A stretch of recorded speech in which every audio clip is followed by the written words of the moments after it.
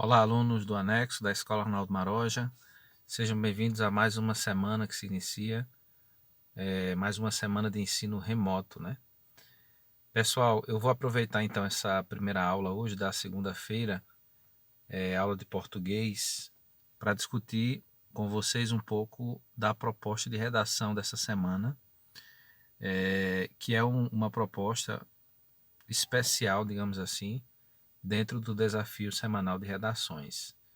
O tema proposto, ele é proposto em conjunto com a CGU, que é a Controladoria Geral da União, e que, em parceria com a Secretaria de Educação da Paraíba, propõe a discussão sobre a importância do diálogo, né, para a resolução de conflitos sociais.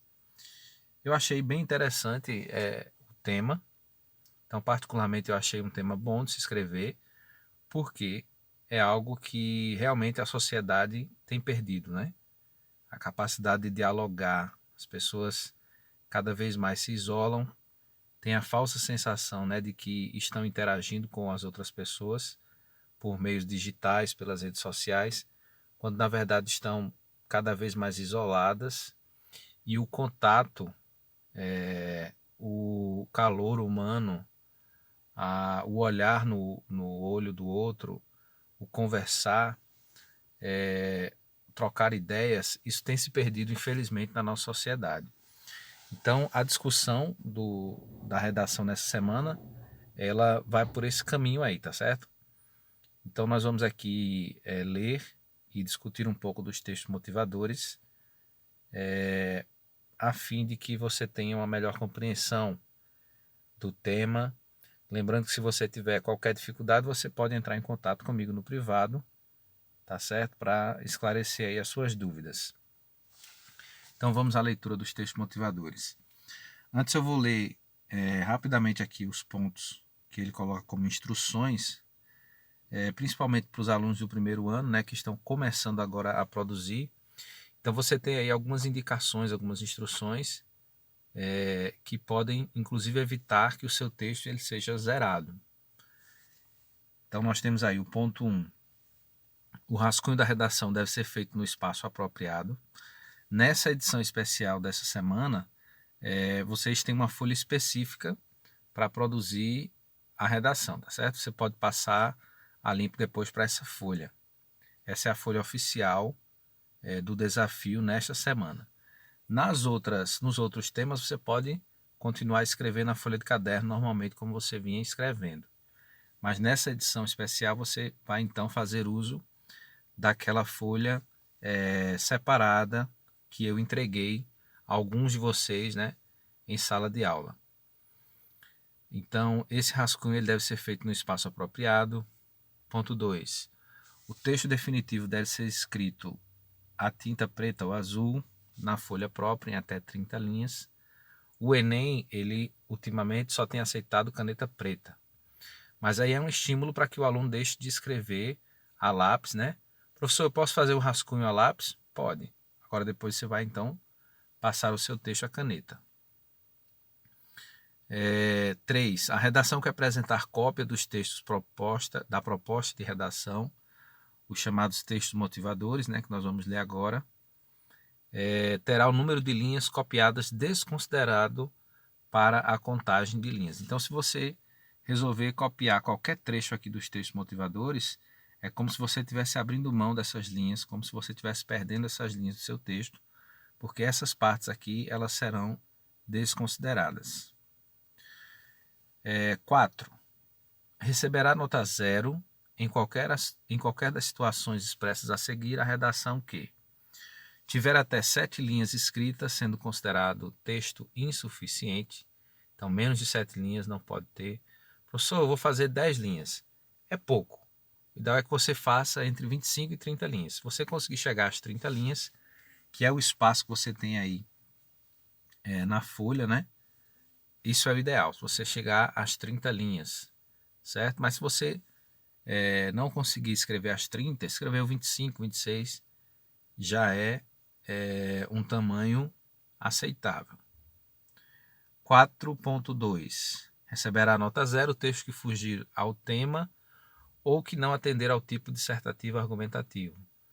Ou seja, o texto que fala sobre um outro assunto, sobre uma outra temática, que não a temática proposta, pode ser considerado nota 0. E também o texto que não atende à tipologia textual. O que é esse tipo dissertativo argumentativo? É aquela estrutura de redação que nós já discutimos em sala de aula, né? Lembrando que o aluno que escreve a redação como, por exemplo, na forma de narrativa, de história, ele está fugindo da tipologia dissertativa argumentativa. Então ele escreve o texto em forma de poema ou como se estivesse contando uma história, uma narrativa. Então ele certamente vai zerar a pontuação na redação, porque ele não está atendendo ao tipo textual que foi sugerido para que fosse produzido. Então esse tipo de dissertativo argumentativo é a chamada redação escolar, né, que a gente aprende então a escrever o texto com introdução, desenvolvimento, conclusão. Se o texto não atende ao tipo dissertativo argumentativo, então ele é considerado nota 0 também. 4.4, apresentar nome, assinatura, rubrica, lembrando que a pronúncia é rubrica mesmo, ou outras formas de identificação no espaço destinado ao texto. O Enem é muito cuidadoso com isso, porque ele não permite que o candidato ele se identifique na folha de redação, tendo em vista que isso pode gerar um problema para a correção do texto. Então ele é logo desconsiderado. Nota 0 se você assina, se você rubrica, se você faz qualquer tipo de identificação na folha da redação. Existe um espaço para que você se identifique, né? Mas não é na folha, no espaço reservado ao seu texto. Então temos que ter cuidado com isso. Vamos lá, textos motivadores. Texto 1. O ser humano é um ser relacional. Uma das coisas que nos difere dos outros animais, além de muitas outras, é que podemos nos comunicar e nos expressar através da fala. Podemos verbalizar nossos desejos e sentimentos. Quando bebês, isso ainda não é possível e o fazemos através do choro ou outras expressões que nos ajudam a expressar nosso incômodo. Conforme vamos crescendo, vamos aprendendo a falar e nos comunicar. Só que isso nem sempre é tão simples ou tão fácil. O diálogo é uma forma que podemos lançar mão em nossas relações. Expressão lançar mão aí que você pode utilizar. Falando assim parece simples, comum e fácil, mas na prática do dia a dia em nossas relações, nem sempre o diálogo é algo fácil de ser estabelecido e acabamos nos comunicando ou expressando nossos sentimentos através de atitudes ou qualquer outra maneira. Nem sempre aprendemos a conversar e nem sempre sabemos que a conversa entre duas ou mais pessoas pode ser a solução de muitos conflitos. Ainda mais hoje em dia, diante de tanta facilidade das redes virtuais que afetam nossas relações e o diálogo face a face é cada vez mais incomum. Muitos usam os Facebooks da vida para expressar seus desafetos ou afetos, e os conflitos e problemas relacionais podem estar cada vez maiores, pois a comunicação interpessoal entre nós está cada vez pior. Essa palavrinha aí, interpessoal, é entre pessoas, né? Então ele está dizendo que essa comunicação entre pessoas, o diálogo, essa troca de mensagens, ela está cada vez mais escassa na sociedade. Por quê? Porque as pessoas têm dado muito valor ao virtual, à comunicação das redes sociais, que é, como eu já comentei aqui com vocês, uma comunicação que nos dá a falsa sensação de que estamos realmente interagindo com outras pessoas. Então aqui, pessoal, o texto 1, ele já toca no ponto, né? No tema, que primeiramente, no primeiro parágrafo, destacando que o ser humano ele é um ser relacional, um ser que precisa interagir com outras pessoas, se relacionar com outros, mas que na atual sociedade ele vive aí esse impasse de se comunicar e se relacionar com cada vez menos pessoas. Texto 2. De acordo com Berg, aí um pesquisador, né, abre aspas, conflito vem do latim conflictus, lembrando que a nossa língua ela tem origem no latim. E lá no latim, a palavra conflictus é originário do verbo conflictare, que significa choque entre duas partes, embates de pessoas ou grupos opostos que lutam entre si. É um embate entre duas forças contrárias. Pode-se dizer que o conflito surge todas as vezes que existem ideias, sentimentos ou atitudes antagônicas. A palavra antagônicas quer dizer contrárias, dentro de um mesmo ambiente. Assim, as ações de um indivíduo acabam por frustrar interesses de outros, e nesse caso, o choque de opiniões é inevitável. Texto 3. A banalização da judicialização dos conflitos é ruim tanto para o judiciário quanto para a população brasileira em si. Para o judiciário, porque assoberba os já congestionados tribunais do país. Para a população, porque cria uma cultura social de que tudo pode ser resolvido por um juiz. Quem defende a tese é o desembargador José Renato Nalini, corregedor-geral da Justiça de São Paulo.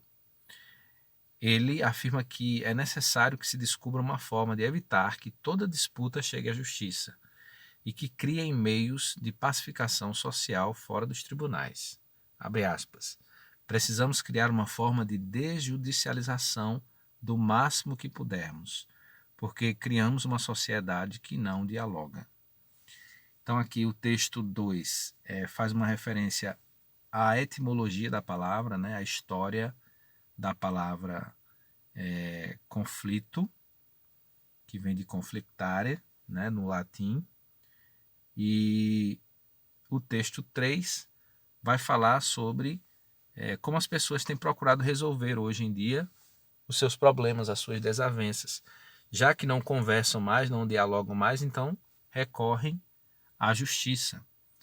Isso traz um problema que é o excesso de procura de casos, de ações, de processos na justiça. Então, se tudo que tivermos de diferenças com o outro, com o vizinho, com o familiar, com alguém conhecido, com alguém do trabalho, a gente for procurar a justiça, então isso vai gerar um problema no judiciário. É isso que ele está falando aqui no texto 3. E alguém do judiciário, aqui o desembargador José Renato, ele fala que devemos pensar em outras formas de resolução de conflitos, que não seja apenas essa judicialização, a busca pelos tribunais, né? Então o diálogo seria um caminho possível para resolver essas questões. Então, antes mesmo de um problema parar na justiça, seria muito bom que as partes pudessem conversar e tentar chegar a um acordo. É claro que existem situações em que realmente é preciso buscar a justiça, né? Mas nem sempre isso acontece. Falta muito diálogo na nossa sociedade atualmente. Texto 4 é um texto que mostra aí um quadro, uma tabela, falando sobre a escala de evolução dos conflitos nas organizações, que vai desde o estágio 1 até o estágio 4. O estágio 1 seria aquela discordância, né? Quebra de expectativa. Depois o estágio 2 é um senso de ameaça, um instinto de sobrevivência. Isso aqui dentro das organizações, das empresas. Depois o bullying, terceiro estágio, ataques, jogos conscientes de poder. E por último, a ruptura, a quebra de comunicação, quando as pessoas realmente já deixam de se falar. Texto 5. Neste oceano de diferenças que é o mundo, está em falta a compreensão empática, que é a capacidade de se colocar no lugar do outro. Empatia é isso, né? Você se colocar no lugar do outro. Abre aspas. É mais fácil julgar, criticar, condenar o outro do que aceitar que ele é diferente, pensa diferente, age de maneira diferente, sem diálogo, muito menos consenso, ou eu se faz soberano e autoritário, e o que poderia ser uma saudável troca de ideias acaba se transformando em discussão acirrada, briga, segregação. Segregação é sinônimo de separação, né? Então ele diz que o texto 5, né, defende essa tese de que é preciso mais empatia, capacidade de se colocar no lugar do outro antes de partir para a briga, né, para a discussão, para a separação, para a segregação. Então ficou claro aqui, eu espero, né, qual é o tema que vai ser discutido, tá certo? Aqui nós temos a frase tema aqui embaixo, a proposta, né, que diz: conversando a gente se entende. As contribuições do diálogo para a resolução de conflitos sociais no Brasil. Conversando a gente se entende. As contribuições do diálogo para a resolução de conflitos sociais no Brasil. O que é que a gente pode considerar aí como palavras-chave nesse tema, né? Questão da conversa, conversando, né? Entendimento, diálogo, resolução de conflitos sociais. E aí você vai trabalhar também na realidade brasileira, certo? Ele fala aí sobre Brasil. Você não pode deixar, né, então, de falar sobre diálogo, resolução de conflitos no Brasil, certo? Então é esse o tema. Não é um tema difícil de escrever.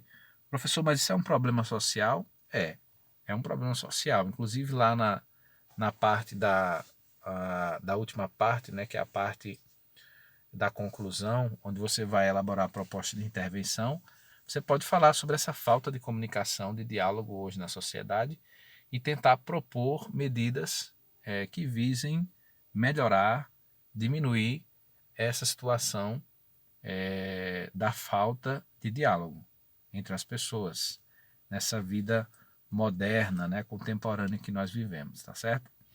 Então, pessoal, é esse o tema. Eu espero que vocês consigam produzir. Qualquer dúvida, eu estou à disposição, tá certo? Produzindo o texto, você me envia para que eu possa fazer a correção e aí sim você passar ali para a folha oficial do concurso. Espero que todos aí consigam fazer, tá bom? Ficando por aqui, o vídeo ficou meio longo, mas é assim mesmo. Tenham todos uma boa noite. Até a próxima.